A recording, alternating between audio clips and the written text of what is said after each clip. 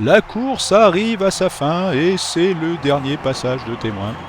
Les plaques d'or ont été transmises de génération en génération, de Néphi à Jacob, de Mormon à Moroni, une équipe de rêve. Le bâton va enfin passer à Joseph Smith qui les apportera au monde moderne. Tous les prophètes applaudissent dans les tribunes, impatients de voir la ligne d'arrivée.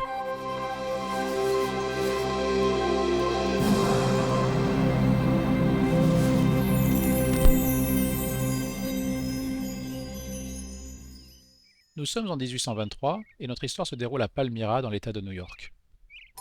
Joseph Smith avait reçu sa magnifique vision de Dieu le Père et de Jésus-Christ en 1820. Il avait alors 17 ans et se demandait vraiment ce qu'il était censé faire.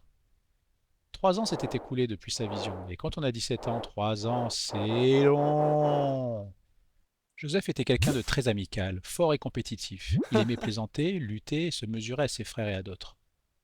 C'était un travailleur acharné qui aimait aussi s'amuser. Malgré toutes ses grandes qualités, Joseph avait aussi l'impression d'être rempli de faiblesses et d'imperfections et de faire beaucoup d'erreurs. En d'autres termes, c'était un bon garçon, mais un garçon normal. En outre, Joseph était très malmené par ceux qui avaient entendu l'histoire de sa vision. Il semblait que toute la ville se moquait de lui. Cela vous rappelle quelque chose? Je n'arrête pas de faire des erreurs. Je ne peux rien faire de bien. Pourquoi n'ai-je pas plus d'amis? Nous sommes tous souvent trop durs avec nous-mêmes, essayant d'être parfaits en comparant nos faiblesses aux forces des autres, et en nous considérant peut-être comme des ratés sans valeur. Ce qui est faux d'ailleurs. Mais si nous pouvions nous voir tels que Dieu nous voit, nous verrions que nous sommes incroyables et aimés. Lorsque nous venons à Dieu humblement dans la prière, il peut nous montrer nos forces et nous aider à nous sentir capables et autonomes. Le Seigneur répondra toujours aux prières et aux demandes de pardon sincères. Joseph devait lui aussi apprendre ce concept important. Revenons maintenant à notre histoire.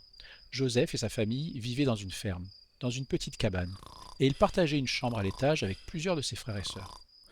Le soir du 21 septembre 1823, à l'heure du coucher, Joseph prononça une très longue prière pour demander pardon et être guidé. Alors qu'il priait, il sentit puis vit une lumière intense dans sa chambre, et quelqu'un qui se tenait dans cette lumière. C'était Moroni. Non, pas le capitaine Moroni avec son étendard de la liberté. C'était le fils de Mormon, le dernier auteur du livre de Mormon. Ce Moroni qui a été immortalisé sur les temples avec une trompette en or. Au début, Joseph eut peur.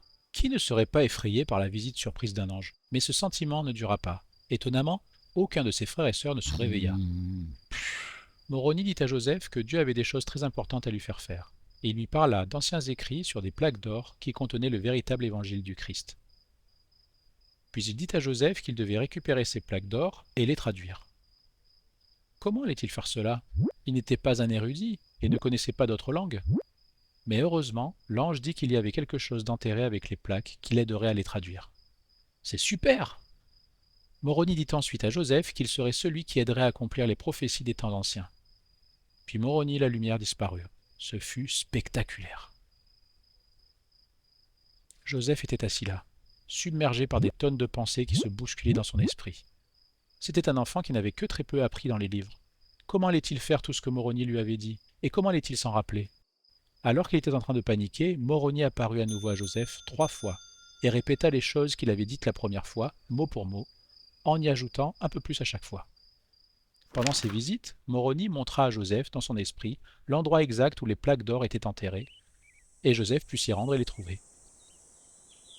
Mais lorsqu'il voulut toucher les plaques, Moroni apparut et lui dit qu'il ne pouvait pas les avoir, pour l'instant. C'était le plan. Joseph devait revenir au même endroit, à la même date, pendant les 4 années suivantes, pour en apprendre davantage. Puis, s'il restait digne, à la fin des 4 ans, il pourrait ramener les plaques chez lui et commencer à les traduire. Moroni dit à Joseph: Tu ne dois avoir d'autre but en obtenant les plaques que de glorifier Dieu. Eh oui, Moroni lui dit qu'il ne devait montrer les plaques à personne. Sérieusement? En plus d'être très lourdes et de contenir un important message, ces plaques étaient également faites de métal précieux.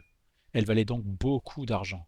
Oh, c'était tentant, vu que la famille de Joseph était si pauvre. Moroni dit à Joseph que Satan essaierait de le tenter d'utiliser les plaques pour obtenir l'argent dont sa famille avait besoin, mais que si Joseph cédait à cette tentation, il ne pourrait pas les avoir. Comme nous l'avons mentionné, Moroni a partagé de nombreuses prophéties de différents prophètes de l'Ancien Testament, dont Malachie, Ésaïe, Joël et Élie. Élie était un homme légendaire. C'était le prophète qui avait fait descendre le feu du ciel et avait brûlé les offrandes des méchants prêtres de Baal. Et c'était aussi le prophète qui avait promis à la veuve de l'huile et de la farine si elle lui préparait d'abord un gâteau. En fait, il fut tellement extraordinaire qu'il ne mourut pas, mais qu'il fut emporté au ciel dans un char de feu. Et oh oui, Élie était aussi le dernier prophète à détenir le pouvoir de scellement de la prêtrise de Melchisédek. Il est apparu à Pierre, Jacques et Jean sur la montagne de la Transfiguration et leur avait donné ce pouvoir. La prophétie disait qu'Élie reviendrait sur terre et planterait dans le cœur des enfants les promesses faites au Père, et le cœur des enfants se tournerait vers leur Père. Cette prophétie sur le rétablissement de ce pouvoir par Élie est si importante qu'elle apparaît dans les 4 livres des Écritures. Oui, mais qu'est-ce que cela signifie? Il veut planter quelque chose dans mon cœur? Suis-je censé me tourner vers mon Père? En fait, c'est beaucoup plus simple que cela. C'est le pouvoir de sceller au ciel ce qui a été scellé sur terre. C'est-à-dire que nos familles peuvent être scellées éternellement ensemble, de sorte que nous sommes comme une longue chaîne interconnectée qui nous lie à nos ancêtres et à nos enfants. Aujourd'hui, lorsque nous allons au temple, les scelleurs ont les clés pour sceller les familles ensemble sur terre et au ciel, et pas seulement jusqu'à ce que la mort nous sépare. En fait, nous avons la responsabilité par alliance d'aimer, de servir et d'aider nos ancêtres. Ce désir que vous avez ressenti d'en savoir plus sur vos ancêtres, de faire l'histoire de votre famille ou d'en savoir plus sur vos grands-parents, c'est l'esprit d'Élie, car nos cœurs sont tournés vers nos pères, c'est-à-dire ceux qui nous ont précédés. Moroni avait donc transmis à Joseph la responsabilité des plaques d'or tout en lui enseignant beaucoup de choses sur l'évangile de Jésus-Christ. C'était l'étape suivante du rétablissement de l'Église du Christ. Mais Joseph pourrait-il traduire les plaques? Avec quelle difficulté? Découvrez-le dans le prochain épisode.